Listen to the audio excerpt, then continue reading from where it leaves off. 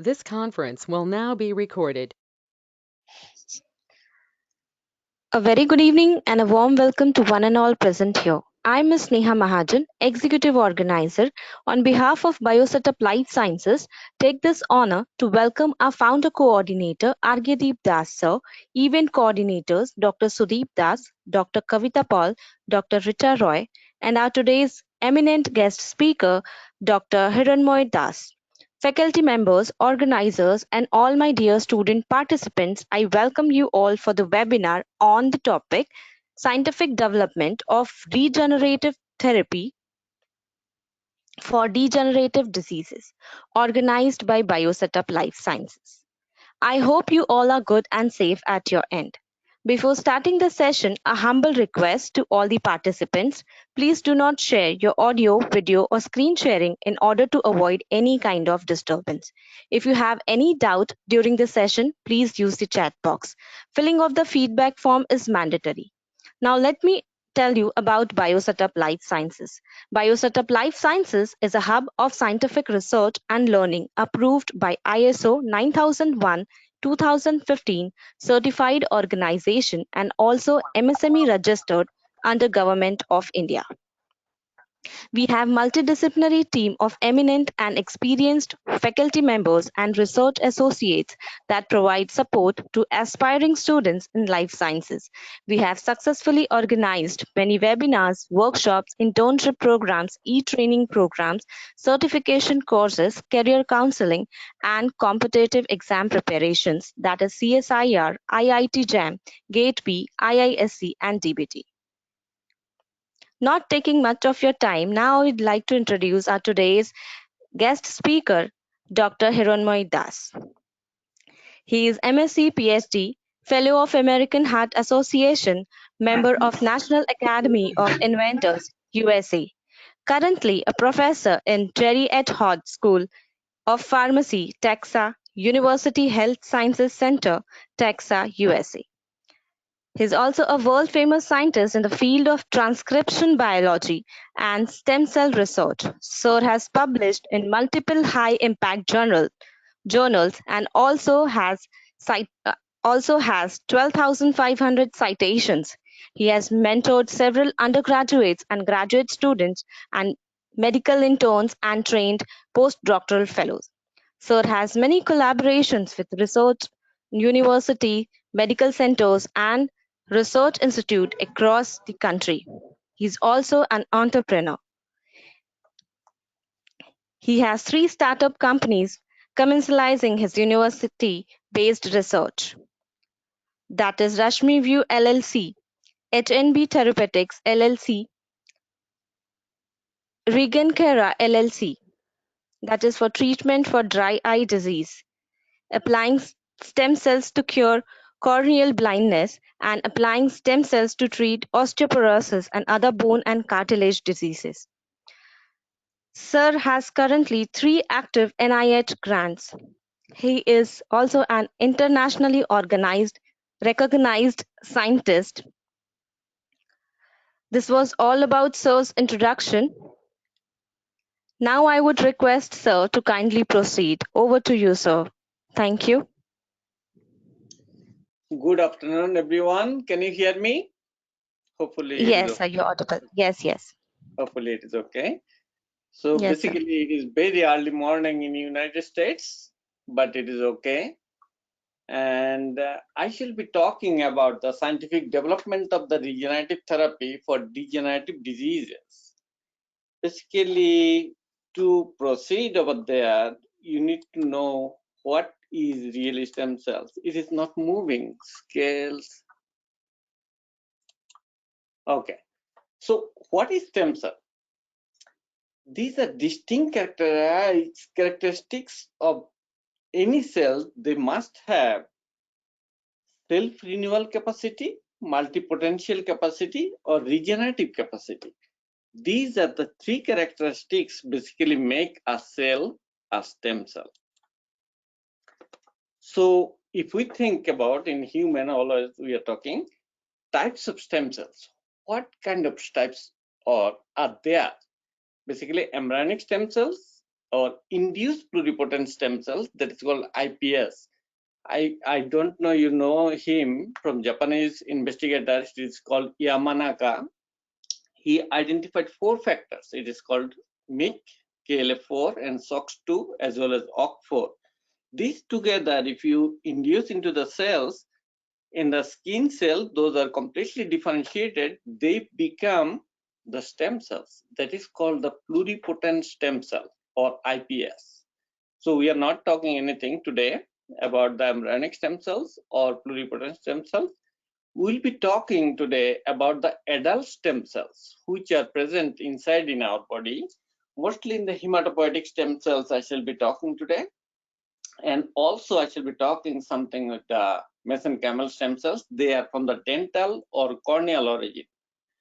And this can be also organ-specific stem cells are there, cardiac, liver, gut, or epithelial stem cells are there. The sources of hematopoietic stem cells I shall be talking, they are from the bone marrow or peripheral blood or umbilical cord blood. When we are talking about the umbilical cord blood, they are easily available, they are less primitive and less immunogenic and very primitive on the phenotype. And there is also other stem cells are available, they are in the peripheral blood, they are mature phenotype, as well as very few functional stem cells are there when they get matured, also move into the periphery of the system. And the growth factor generally is needed to mobilize them, and they are very associated with the side effects. And you can also isolate from the bone marrow, basically hip as well as femur and humerus. Most of the long tissues or long bones are available in the body. They are mostly invasive and very painful to collect those cells, and they are very immunogenic. And obviously, aging and disease diminishes their functionality. So as we age, our stem cells are also aging. So that's why umbilical cord blood is very primitive and very novel. Basically, they can generate anything we like. So why now ex vivo expansion is necessary?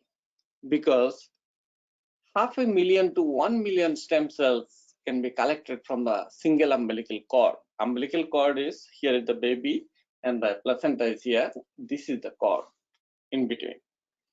So not enough cells for the multiple transplantation or any animal experiment. So we get only maybe half to 1 million cells, and they are not really enough for experiment. We can combine them to increase the possibility of the immune, and it actually increases the possibility of the immune rejections. So immune rejections means they are rejecting each other, host as well as recipient one or delivered one. So these cells are ontologically very primitive. This is very important part you need to remember. So how we isolate the CD133 positive cells from the umbilical cord blood? Generally, umbilical cord blood derived multinucleated cells or all the nucleated cells we isolate, and then we add the anti-CD133 antibody. These are very primitive antibody. These are connected to the magnetic beads. So this kind of magnetic beads, this is the antibody. And then we pass through the column. This is called negative fraction, contains not the CD33, all other cells. And the positive fraction we collect. And by election, it is called the Miltini biotech system, Automax. Then we purify of the CD133 positive cells. And as you can see in the negative control, everything is, so nothing is positive here. And in the after positive selection, you can see almost more than 93% cells are positive. Here also another set. So two different sets we are showing here. So these cells also express CD34. So CD33 is the one through which we have selected these cells, and they co-express CD34. So that is CD34 little bit the immature cells as well as mature cells they express. So now we come to the nanofiber matrix. Why we are taking the nanofiber matrix for expansion of these cells? Because this is micro-CT of the bone. This is the ultrastructure. And then this makes a group. You can see this is the group. And that is mimicking here with the nanofiber. How we are making nanofiber? PES, polyether sulfone. We have a collaborator in Johns Hopkins University, Dr. Hiranmoy, who is giving us all this nanofiber fabrication and modification. So on the surface, polyether sulfone, and then on top of that, we add the amino group on their surface. Carboxyl group, hydroxyl group, or any other group we have tested, nothing works for expansion of stem cell, only the amino group. And this group is exactly matching on the nanofiber as well as with the bone marrow structures. Now we expand them on this nanofiber. These are the stem cells. So when they are growing and round shaped, that means they are not differentiated. So we want them to keep in a primitive nature or primitive style. As you can see, we can expand them in a low magnification. You can see all the cells are there. Within 10 days, now we can expand them almost 225-fold. And that is actually patented by Dr. Hiranmoy and our group also together, because this is the first time somebody can expand these stem cells in a large scale. And I shall show later, we can expand them almost 1,000,000-fold, and they are still active. Now we have these expanded cells we will be showing in different models.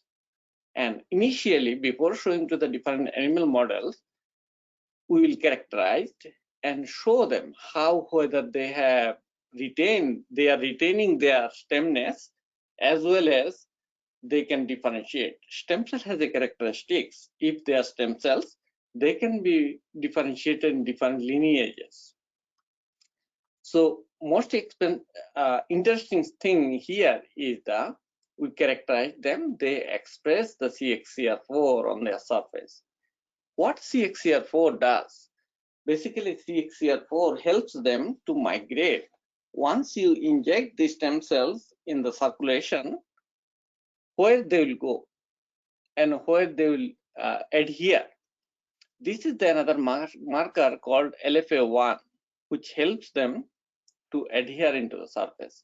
And this is both CD34 as well as CD133 expression here. And that confirms that almost more than 90% cells are posing their characteristics. Now I mentioned they can be differentiated, right? So we tested the endothelial differentiation with various markers like CD31, phonolypran factor, BKM1 or IKM1, and all endothelial markers are expressing when they are differentiated. This is the control, have no expression almost. And now again, we are differentiating these cells in the different lineage. It is called smooth muscle lineage. These are the markers: epiphyllodin, smooth muscle myosin heavy chain, or alpha-actin. These are the other positive markers. So all about smooth muscle regarding differentiation. Why we are interested in the smooth muscle or endothelial differentiation? Because this can help to regenerate the blood vessels. So blood vessels are basically made. Outer layer is smooth muscle and inner layer is endothelial layer, and then lumen is inside. So blood vessels are formed. Now we are testing, we can expand these cells. They retain their characteristics of the stemness. Now we have tested 6 different animal models. One is hind limb ischemia, myocardial ischemia, osteoporosis, Parkinson disease, cutaneous wound healing, and diabetic condition of the cutaneous wound healing. 6 different models we have tested. I shall show each and every one what kind of response we are getting with the stem cells. And then we'll discuss about the mechanism, how it works. So we are thinking that stem cell is working, but we have to prove that everything, right? So that's where we are testing. So first of all, we are testing in vivo vasculogenesis or angiogenesis, effect of expanded stem cells in hind limb ischemia. So what is ischemia? Ischemia is whenever you constrain any of the blood vessels, then blood circulation does not happen. If blood circulation does not happen, then food and nutrition is lacking, so that now all cells die, and then regeneration is needed. So it die means there is no more blood circulation in that area, and it becomes either necrosis, or from the outside you can see it is black in color. So to mimic that, we wanted to skid knot mice, almost 20 to 25 gram weight.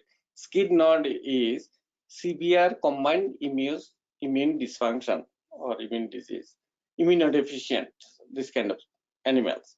So why we are taking immunodeficient mice? Because if we are putting human cells into mice, there will be immune reaction in between, and they can reject. But in these mice, they have immune deficient mice, so they do not reject our human cells. So then we make the anesthesia needed to make any mice, and right femoral artery ligation. We just constrain this femoral artery. Femoral artery is in human, you can see in the leg, basically in the thigh, above the thigh.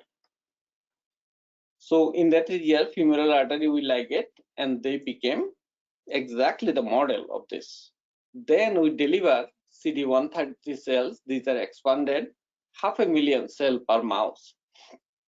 And then we made four group of mice. One is media control, just the control, and freshly isolated CD133 cells. So we remember that freshly isolated cells are very expensive, because one from the one cord we get on the 500,000 to 1 million, and each of the mice we are injecting here 500,000 cells. So a lot of cords are needed. And then we have nanofiber expanded cells. From one cord, really we make huge number of cells. And then in these expanded cells, we put another factor. It is called VEGF and PDGF for the transfection. Because why we are putting VEGF and PDGF, vascular endothelial growth factor versus something PDGF, plasminogen derived growth factor. These are the growth factor helps them for developing the more angiogenesis. Angiogenesis happens of the new blood vessel formation. So just for an example here, these are the control mice. This red color is the blood flow. It is basically showing in the both legs, and this is the tail of the mice, the lower part of the mouse is. And then once you ligate, there is no more blood flow. In the control mice, of the 28 days we tested, and then within 28 days, you can see there is only collaterals are formed, only very little blood flow. However, the fresh stem cell, there is not much improvement, because most of the cells, when you transplant 500,000 cells, the primary cells, these basically die. 50% to 60% die, and they do not show much activity. However, nanofiber expanded cells, you can see there is a major activity on the blood flow. They recover. And when we put VEGF and PDGF, this kind of with the iris in the plasmid, and then transfect them, and they generally fully we can recover. And how they recover? New blood vessels, new vascularization happen. This is the expanded nanofiber expanded cell, and VEGF and PDGF overexpressed. And then this is the total capillaries we counted, and significantly increased. So now we are going to the myocardial ischemia, different model. Myocardial ischemia is the heart, basically cardiac, right? In the heart, we do this kind of model with the LED ligation because we choose the rat. Rat has a bigger heart so that you can work on it. And with the mice, generally people cannot handle. Mice is very small, as well as this heart is much smaller. So once we make this model, 5 days after ligation, 500,000 cell was injected. Where do we inject it? Inject it in the cardioventricular space. Because in the ventricle, from outside, we just inject, just like a needle, we inject, and then we push them into the circulation. Then from the circulation, it goes all over the body. So 4 groups of animals, again, we are using media control as a control, and freshly isolated CD133 cells to compare what happens with the nanofiber expanded cells, again with the nanofiber expanded cells, and we put the growth factor again to show the cardiac regeneration. So here is the model. We can show you. This is on the left side. It is much more expanded or focused or zoomed, better to say. And this is with the media control. This is the fresh cord blood. There is not much improvement on the left ventricle. This is the left ventricle. This is the ventricular septum in between. This is the right ventricle. So this is the one which is pushing actually the heart and pumping and going all the blood into the circulation. However, when we make this kind of model and nanofiber expanded cells was injected, and they seem to be recovering the heart. And not only heart recovering, and when VEGF and PDGF, when we put it, much more recovery happens. And not only recovery happens, it also functions much better. For the echocardiography, it shows all the left ventricle here. Yeah, you can see another wall is completely, there is no motion. But whenever we put the fresh cord blood stem cells, you do not see the motion is much more improved. However, when we put the expanded stem cells or nanofiber expanded stem cell, you can see all the motions here. But that improved much more better when we put the VEGF and PDGF into these expanded stem cells. This is called MXI electroporation system, by which we can expand. We can put this gene into the cells, in the stem cells. These are very tiny stem cells. So this is not very big stem cells, 5 to 7 micron in size, and we can put all of them. Now we are showing in the osteoporosis model. Osteoporosis, again, we try this with the hematopoietic stem cells. So first of all, we wanted to see these nanofiber expanded cells can be differentiated into osteoblast. So you have to remember, osteoblast is the cell which actually helps to form the bone. And there is another type of cells. It is called osteoclast. Osteoclast are the cells originated from the myeloid cells, and they eat the bone. They are multinucleated cells. I should show maybe later in our other experiments their structure and how they eat the bone. So we tested in the Alexandrian staining. Then initially they are forming the osteoblast. As you can see, this is the first seeding of the cells, and they differentiate like this. So how do they differentiate? We use some other molecule, beta-ascorbic acid and beta-glycerophosphate and ascorbic acid, and together this makes like this kind of structure. And these are the gene expression. We can see RT-PCR method, and Western blot. You can see most of the osteoblast related genes are, or as well as proteins, are highly expressed in this during these 7, 14, or 21 days of the culture. This is the control. And we also did the immunostaining. Some of the SMAD signaling pathway as well as osteocalcin, they are highly expressed in these cells, and this is the control. So how we make now this kind of osteoporosis model? Because we have to put the dexamethasone. dexamethasone is basically used for clinical purpose also, different kind of immune kind of suppression and those kind of stuff. And this dexamethasone makes the bone some kind of osteoporosis inside the bone. So initially we used dexamethasone for 21 days consecutively and without missing any day. And then next 5 days we use just for withdrawal. Otherwise it's a hormonal therapy. Animal will die. So that's why withdrawal takes various tapering of this dose and comes here. If it starts from 5, it comes to 1. So then in this day, we start injecting 500,000 cells per mouse. That is almost standard. And we wait for almost 28 days to see what happens after a month of the cells. So this is the cross section of the bone as well as bone marrow here in the mice femurs. So this is the long bone, and you can see this is the control. There is some little bit of holes there. This is always, it's a normal case, but the major hole when we make the osteoporosis in this bone, you can see here. And just focus on the bone marrow itself.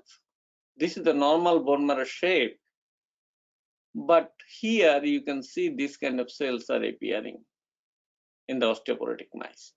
But when you keep for 1 more month for the therapy, like a media, we did not use any stem cells. Look at the holes are much more bigger here, and fissures are there, breakdown of the bone. It's a cortical bone, and all these cells number is so much increased, as you can see. So our bone marrow, which is basically giving us all the stem cells in the adult condition. Then when we use the stem cell therapy, this number is significantly reduced. They are turning back towards the healthy state. As you can see, you will not see exactly it is healthy, but the bone structure, you can see the cortical bone, there is less holes, and they are very similar to the normal condition. How about in the cortical bone?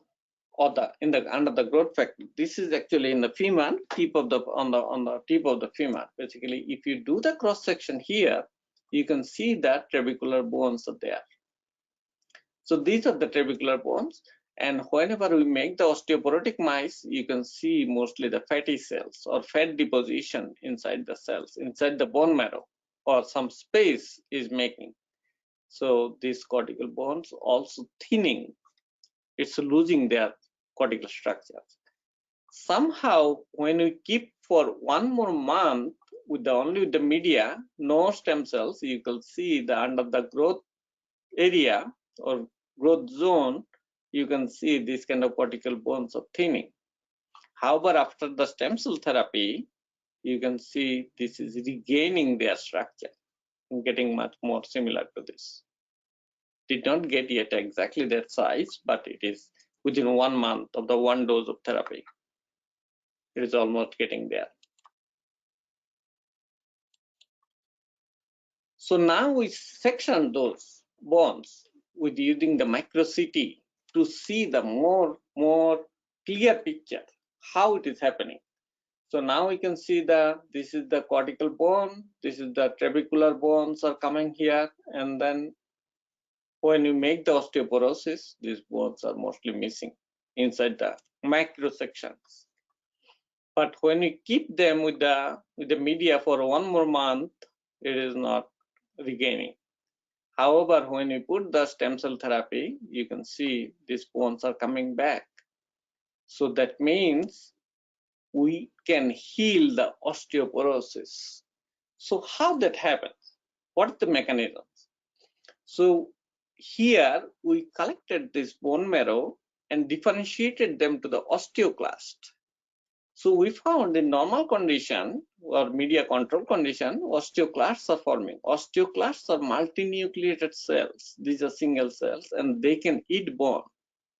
However, when we are putting stem cells, this differentiation significantly reduced and almost missing. So that means osteoclasts who were responsible for the eating bone, now no more osteoclasts are there. So after stem cell therapy, you gain the bone. Bone is coming from the osteoblasts. Then osteoblasts generate the bone developing cells or bone making cells. Now we tested, I told you these are eating the bones. These are the osteoclasts. They have the actin ring on their surface, and we have tested on the ivory slice, ivory in the elephant teeth. So all these slices were tested to test how osteoclasts eat the bone. So these are the osteoclasts, they are eating the bone. When we cultured on the in vitro culture. And this is the control of this mice, and they do not show this actin ring on their outside. So osteoclast nature is also different, as well as their function is limited here. So we are going to the different model right now. We are going to the neural differentiation of these cells. So we expanded hematopoietic stem cells from the umbilical cord blood. Think about the umbilical cord, because all the stem cells from the zygote, it is called embryonic stem cells, basically form the whole human structure. So any part of the body is developed from the stem cells, from the single cells when they are fertilized. So we have whole body, whatever cells we are there is coming from only from the one or zygote from the two cells. However, this stem cell, theoretically, whenever we get adult, we have all stem cells in our body, basically in the bone marrow cells, and they come up and they heal any kind of degeneration happening in our body. So theoretically, they should be differentiated into the neural pathway, although they are originated from the hematopoietic pathway, but they can be differentiated. And whenever you take the picture, you cannot distrust. As you can see here, all the neuron structure, complete neuron structure. This is astrocytes, glial cells, and electronic structure. You can see that completely in the book. We have shown that this is the neuron dendrite, axon, and as you can see, the external part. Nobody can ignore that we can differentiate into neuron cells. And also, this is the confirmation of the genes are expressing, like a GFAP, MAP2, oligo2, or nestin. These are neural specific markers. They are also expressing. Now we tested a Parkinson disease model. Parkinson disease is induced in the mice. It is called MPTP. If we inject in the 4 times in the mice, and they develop all this Parkinson disease, all kind of Parkinson activity starts. And basically, we again 500,000 stem cells, because a few days later, because it is very toxic, this MPTP. So we wait for 4 days to get rid of the neurotoxicity. And how neurotoxicity happens, because MPTP converts into MPP, and the dopaminergic neurons are getting affected, and by that way it makes the disease. And it's a neural disease, as you can see. Once we inject stem cells, and IV's imaging can show you that this moves to the brain. Mouse brain is here, and these are the control, these are the brain, and one mouse died during the experimentation. And on the opposite side of the mouse, we showed that they are actually migrating to the brain. And how they recover? So these stem cells basically improves the neuron health. It is not increasing the neuron, but neuron health is very much maintained. So this is basically control. If we take the substantia nigra different section of the brain, it is showing these are the neurons in the brain. And when we make the MPTP or Parkinson disease mice, then neuron is significantly damaged in the some area of the in the brain, in the Niagara region. However, when you use the human hematopoietic stem cell therapy, nanofiber expanded, because hematopoietic, we are telling them, although it is hematopoietic, but this retain their health of the brain and they do not get damaged. So how they damage? Basically neurovascularization happens. In the brain also neurovascularization, all the blood vessels are formed, then they can recover, all the get the food and nutrition and everything.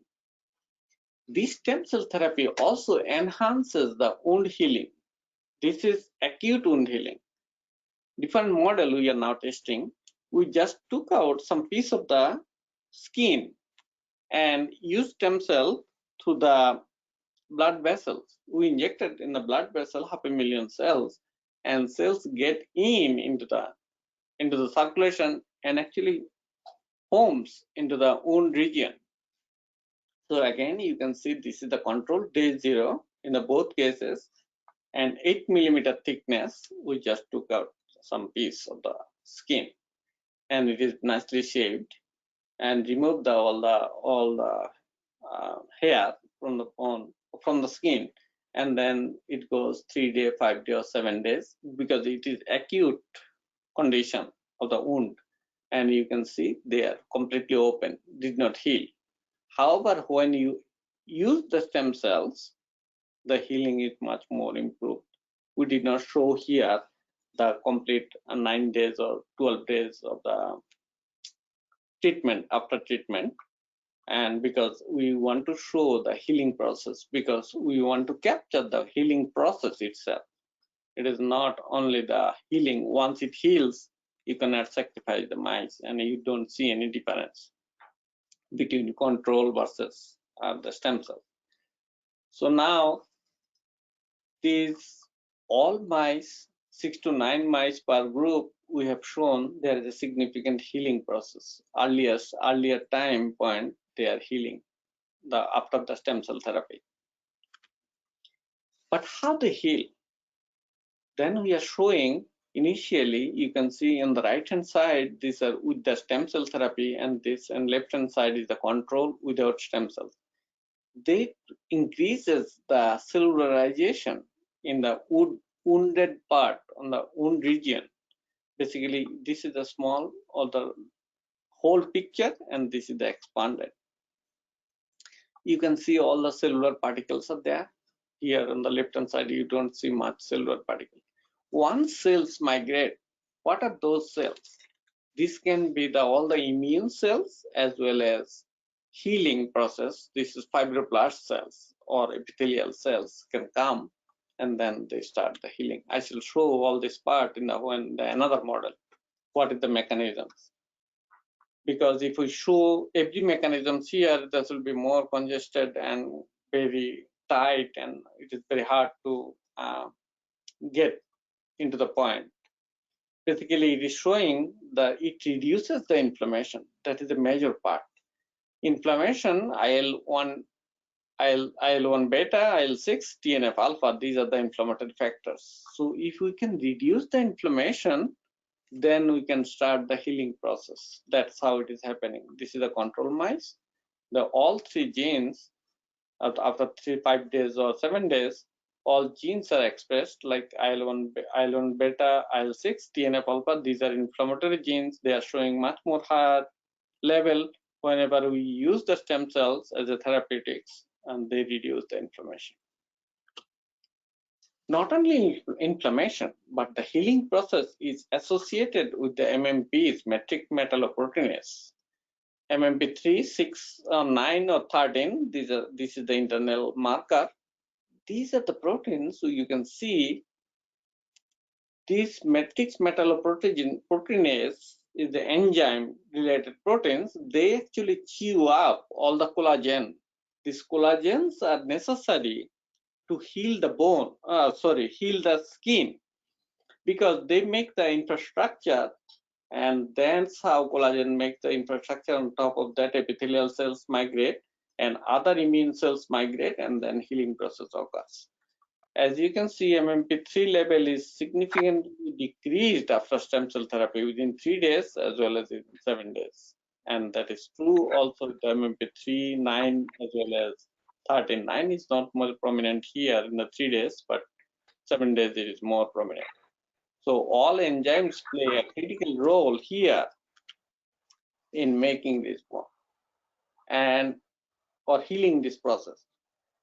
We next made a diabetic wound model, which is very relevant for the human pathogenic conditions, because we want to mimic all the human diseases in the animal model, so that we in future we go for the clinical trial to test in the human samples, because human cannot be used as a pig model or as a rabbit model or some kind of guinea pig, only in the special cases like COVID-related infection. So I shall come back in the once I finish all this stuff.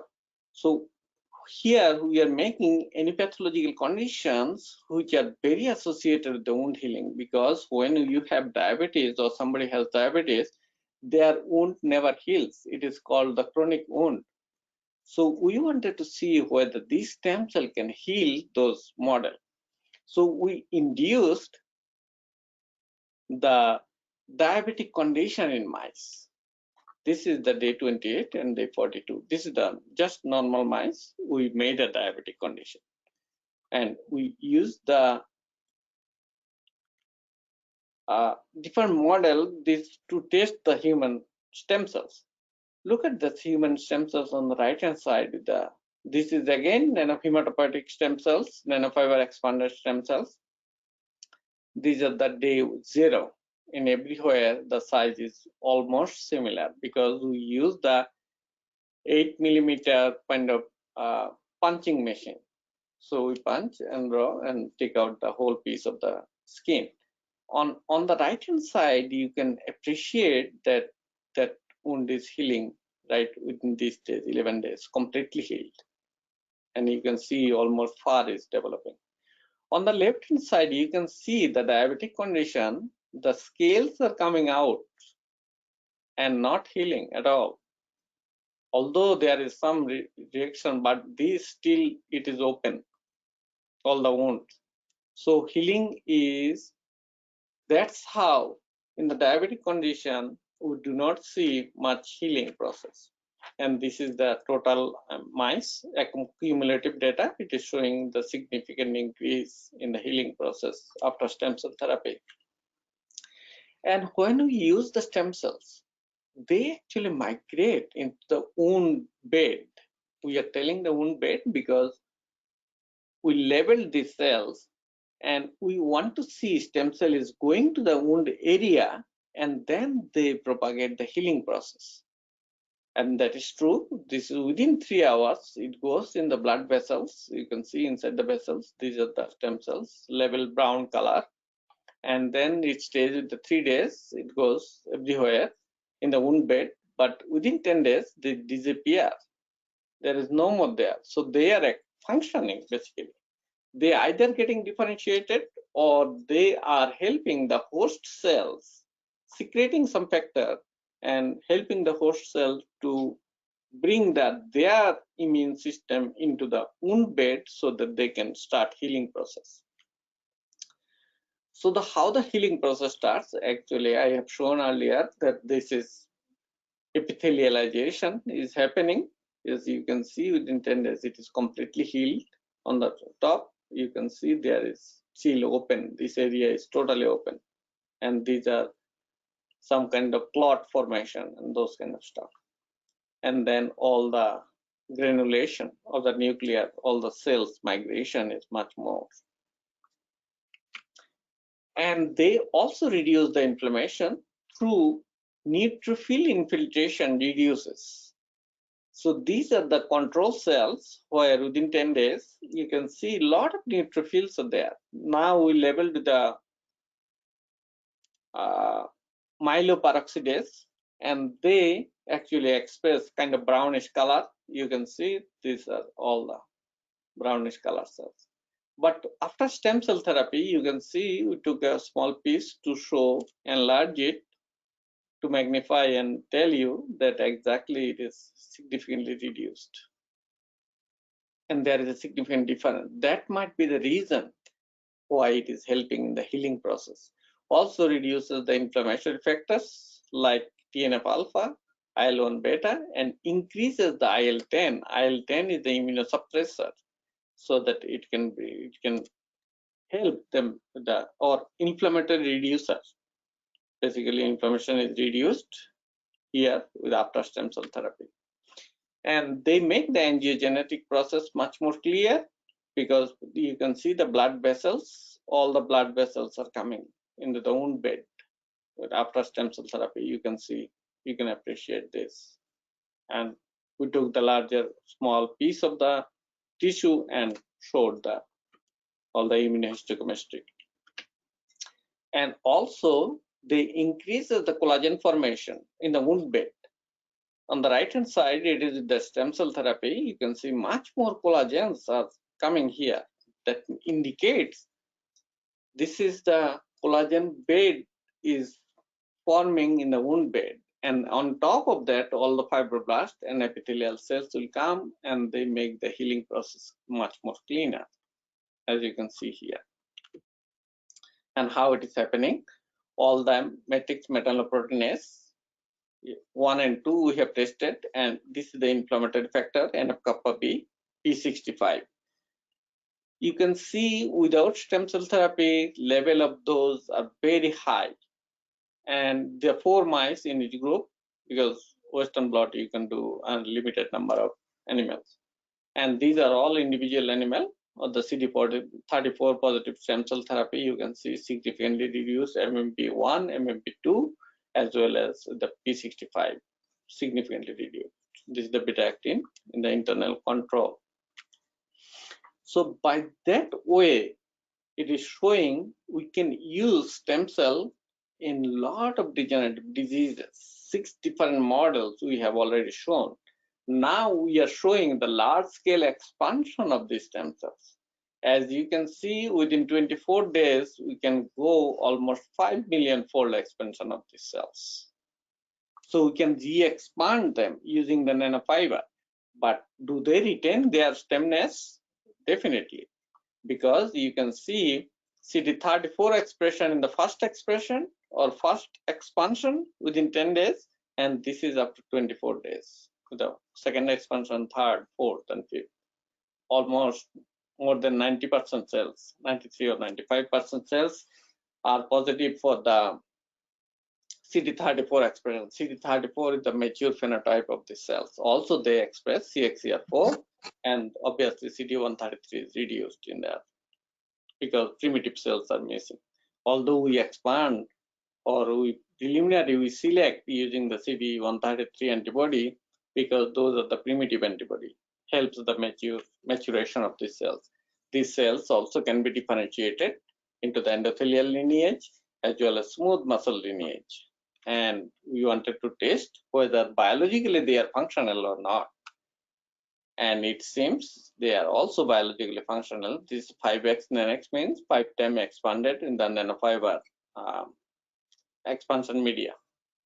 And you can see when we add VEGF and PDGF, these are the enhancement of this angiogenesis process, and they heal completely the hind limb ischemia model. Now, we are not talking about the hematopoietic stem cells. We will be talking something else. It is called dental pulp derived stem cells. So dental pulp derived stem cells are coming from the third molar teeth, because basically whenever you are a teenager, we say that our wisdom is growing. That's where the wisdom teeth comes. These are in the United States, everybody takes out their wisdom teeth. This is the general practice. So these are the wisdom teeth, how they look like. We make a cross of this, break it. Actually, these teeth are so hard, you cannot break it. So all the dental surgeons help us to make all this cut all around the teeth, and then open it. And then dental pulp stays here in the middle of this. And you take out this piece of the tissue and put them in a culture media. And then you can grow them within 30 days. Actually, it is not limited to 30 days. It depends on the donor. It can come within 10-15 days. Actually, you get this condition in the 10-15 days. And then they start expanding. And really millions of cells we can make. And they retain their stemness. This is mesenchymal origin, but it is coming from the neural crest origin. They can be differentiated into the mesenchymal cell type, as well as they can be differentiated into the neural cell type. So this can help. So I shall suggest everybody, if it is possible, do not remove your wisdom teeth. Keep it. It can help you. And these are the markers, CD90, CD105, CD73, highly expressed in these cells, in the dental pulp derived stem cells. But they are negative for the CD133, 34, 31. These are the hematopoietic stem cell marker. And these are myeloid markers. CD14, CD11B, these are myeloid marker, also negative. Also, they are negative for the CXCR4. And MSC class 2 is antigen, which is helping in the immune rejection process. So they are giving advantage that we do not have immune rejection related marker, so that rejection will not be happening. And we can use the allogenic transplantation. Only disadvantage is here, CXCR4 is not expressing, so that you can only deliver different way. You cannot deliver inside the ventricle and the circulation, and they will not reach into the destination. These are the reaching marker, or LFA1, by which we can see they are sitting on this, or they are adhering to the surface. Anyway, everything has advantage as well as disadvantage. That's what we work. Now we are showing these cells can be differentiated into 3 different lineages. One is osteogenic, means osteoblast. Another is chondrogenic. We have a cartilage that helps the formation of cartilage, and adipogenic, formation of fat cells inside the body. So these stem cells. Then we found a factor, it is called ferritin. It's a phytoestrogen. Phytoestrogen, they actually activates Wnt signaling pathway. These are the Wnt signaling pathway. You can see LRP6, different proteins, DVL3, Wnt3A, Wnt5A will be negatively regulated. This is positively regulated. Naked, you can see it is increasing different days, 12 hours, 24 hours, 48 hours. This is the phytoestrogen, and it is activating very quickly, just like a hormonal activation. And it inhibits GSK3 pathway. So in this pathway, if they block, then it goes to the only one pathway. Instead of adipogenic pathway, these two pathways blocked. So it goes only the osteogenic pathway. By that way, this osteogenesis or the bone healing process can occur. That's the reason we are doing. What is the downstream of this? So we tested, if you add the ferritin, downstream pathway collagen A is very significantly increased in these cells compared to the negative control, or without ferritin. This is isotype control. And also it forms the osteocalcin that is also associated with the any kind of bone regeneration in the osteoporosis. That is the reason we are trying. This is the staying inside the bone, and then also mesenchymal stem cell inside the bone, also dental pulp staying inside the dental. Dental means it's the bone structure. Inside the bone also it is staying. And these cells are very related to the bone healing process. And again, we mentioned GSK3 beta inhibitor. We use the GSK3 beta inhibitor, and it shows exactly the same thing. So that indicates this is the process. This is the pathway is active by which this stem cell can differentiate it. So how it differentiates? What is the activation? Is it the gene activation only, or some epigenetic regulation is also happening? So we wanted to test the Wnt3A and DBL3, two Wnt signaling pathway molecules are highly activated epigenetically. One is called histone 3 lysine 9 acetylation or histone 3 lysine 4 trimethylation. This is the epigenetic regulation by which not only gene expression is occurring, also the epigenetic changes are also occurring. Sometimes gene expression is not necessary for the activation of the gene. So epigenetic regulation can regulate everything. So we wanted to show that. And another important factor is DPSC also inhibits osteoclastic differentiation, because not only these can generate the osteogenic differentiation by the stem cells, it can now immune cells, or basically more clearly we can say it is the myeloid cells or monocytes can be differentiated into osteoclast, and stem cell inhibits that osteoclastic differentiation. When you use 10:1 ratio or 100:1 ratio, you can see the 10:1 ratio is highly significantly reduced osteoclastic differentiation. That is in the brown color, and here is missing. But here is a little bit there, but that is due to the dilution of these cells. All the genes expression in PET-C1, CTSK, or cathepsin K, or rank expression, or as well as TRAP expression, these are the marker for the osteoclastic differentiation. You can see everything is increased during the osteoclastic differentiation. And when you use this stem cell 1:10 ratio versus 100:1 ratio or 10:1 ratio, this is reviving. Basically, it is reducing here, and then 100:1 ratio dilution, it can increase a little bit. So these are the some gene expression. Also, we checked the MMP9 as well as this is the TRAP related protein. So look at that MMP9-PET-C, we confirmed with the protein expression of this molecule. All of them are increased compared to the control, and then stem cell reduces here, all of them. And then 100:1 ratio is a little bit much more. Reduction is little less. And how that reduction happens? It happens to the osteoprotectin, OPG secretion mediated. So stem cell secretes all this factor, and by that way, otherwise if you add this OPG and then it comes back, that reduction, or reduction does not happen, it revives through the addition of OPG. And you can see 1 microgram or 2 microgram, it is already 2 microgram, it is coming back in osteoclast formation.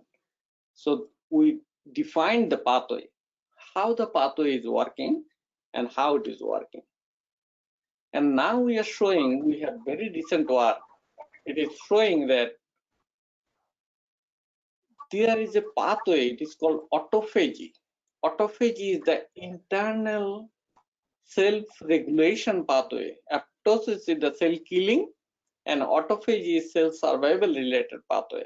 Whenever we add ferritin, they induces autophagic vesicles. As you can see, all the vesicles are formed here. And also autophagy related proteins, ATG5, ATG3 to 5, 7, all are increased during the addition of ferritin for 48 hours or even 24 hours, it also increases. LC3B also increases. This is the second blood bands of the second bond. This also increases the KLF2. It is called a transcriptional factor that induces. Why it is important? Because we are showing when we induce the GGTI or KLF2 through this chemical, you can see the osteoclastic differentiation is inhibited. This is 3MA, it is autophagy inhibitor, it can inhibit, otherwise it is in the normal condition. These autophagic vesicles are, basically all the vesicles are formed here. This is during osteoclastic differentiation. Now we knock down this gene to show that KLF2 has something to do with this genetic expression.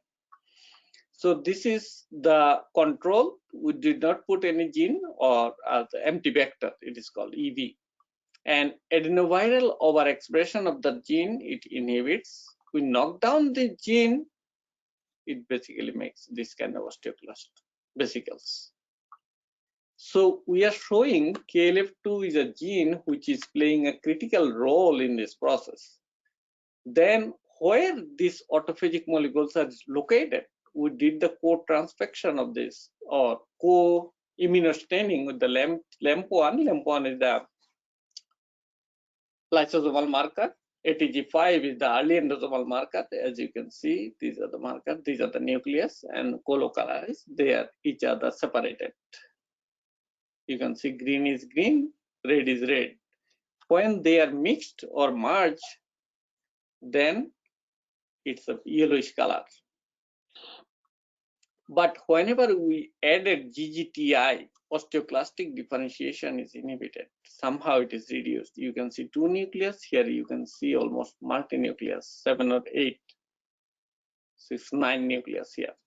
8, 9 nucleus within this place, and cell became that big. That is the osteoclast. That eats the bone, because by secreting HCl, hydrochloric acid, by this, they melts the bone. We have a calcium, they can melt all this, and by that way we have damages.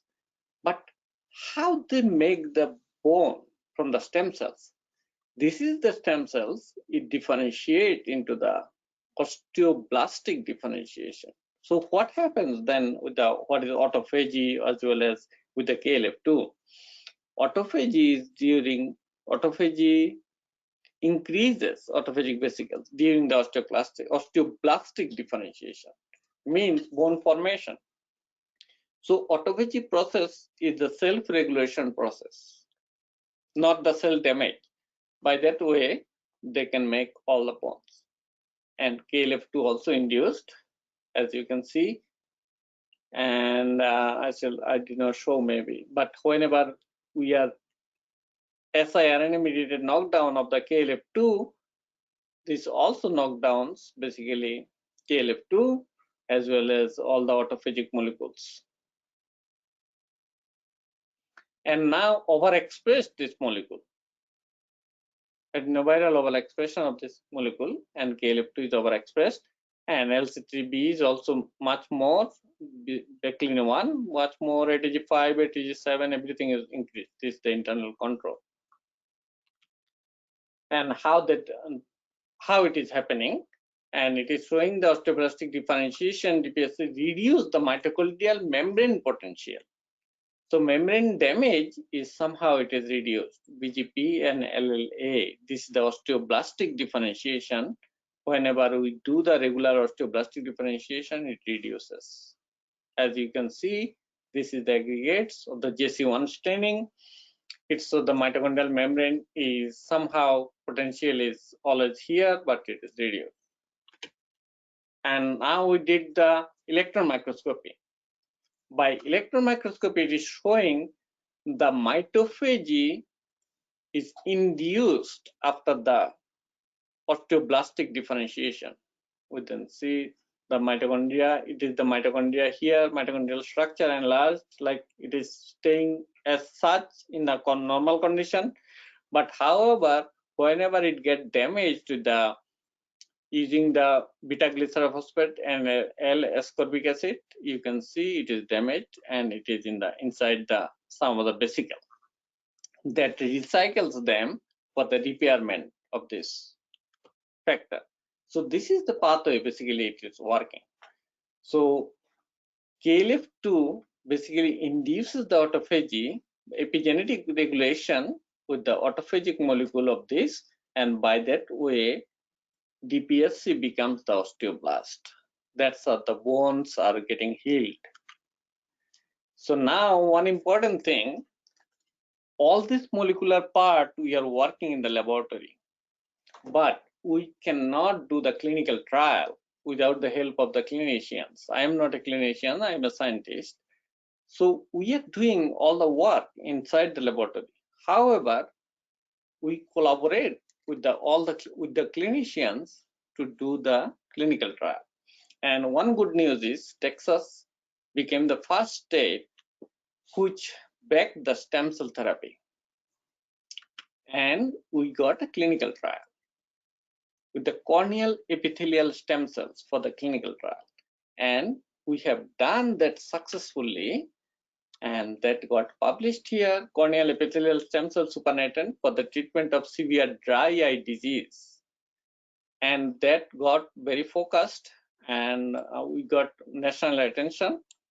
Some radio channel from Memphis actually took some interview of mine, and then also different newspaper actually from the university as well as different area, they focused our research that we got this kind of success, because if we can do it, this will be the first evidence that stem cell heals the dry eye disease. Dry eye can be happening due to the environment as well as some immunological conditions. So with that dry eye disease, we can give some relief to the patient, because these patients are almost 6 to 10 different drugs they used. They cannot get any relief from there. So I have a conflict I have to mention. I have Rashmi Bio LLC, HNB Therapeutics, as well as Regenerative LLC. They contributed on my research, and I sincerely acknowledge all my collaborators. You can see all the names, yellow names, all the lab members.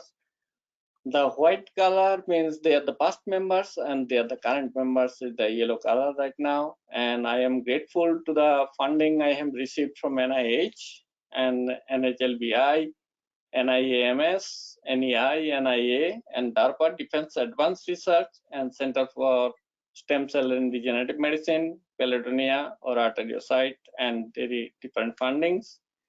And thank you so much for inviting me. And also, I shall be open for any kind of questions. Thank you so much, sir. It was indeed an informative session.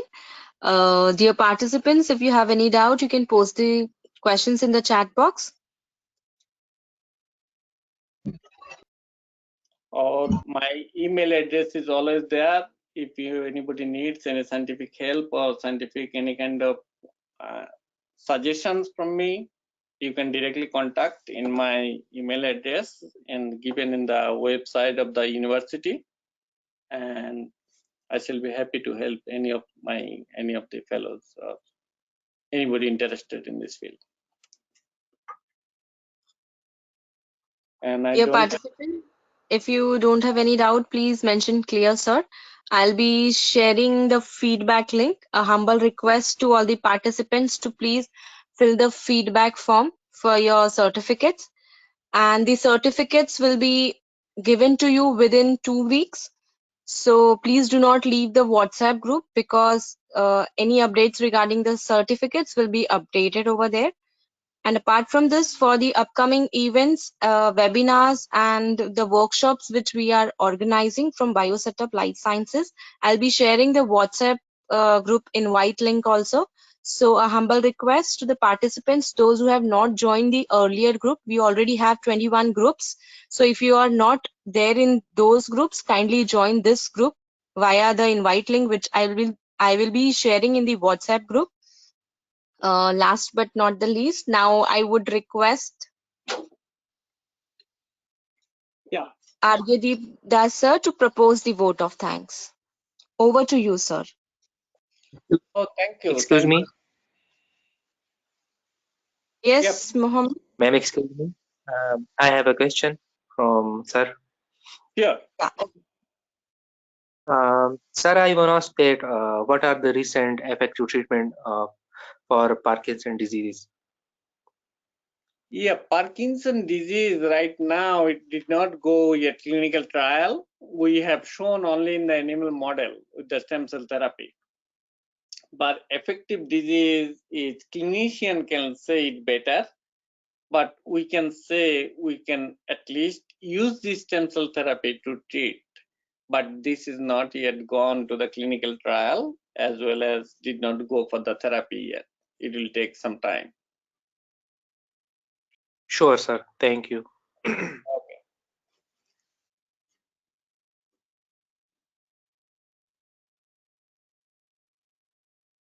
Anything else? Dear participants, about the presentation, we will be sharing the recorded link for the whole session. So you can go through the presentation from there. Now I would request Argyadeep Das sir to propose the vote of thanks. Over to you, sir. Thank you. Audible? Yes, sir, you're audible. Okay, thank you. A very good evening to one and all, and very good morning to Dr. Das. My heartfelt thanks to our eminent guest speaker, Dr. Hiranmoy Das. And I thank you for accepting my invitation for the interactive talk come webinar. So, it was an interactive research oriented talk from a great scientist, and the topic of your collection is so useful for students and researchers community. And sir, you shared your knowledge regarding the topic was so impressive and attractive for all the students, because this topic is so vast, and I mean in 1 hour talk, and you will give the insight awareness in very concise way. It's very big thing. Literally, sir, I was enjoying it and learn a lot of things to boost up my knowledge, and I hope all are liking it too. And so thank you for sparing your precious time and share your knowledge with us, and big thank you for answering a few doubts, and and also it was really a great experience, and it's give me an immense pleasure to deliver the vote of thanks to today's guest speaker, Dr. Hiranmoy Das, and all the participants. Once again, I thank you, sir, for all such an interesting research-oriented talk, and your dedications and your work in the field, not only the science and also betterment of scientific society.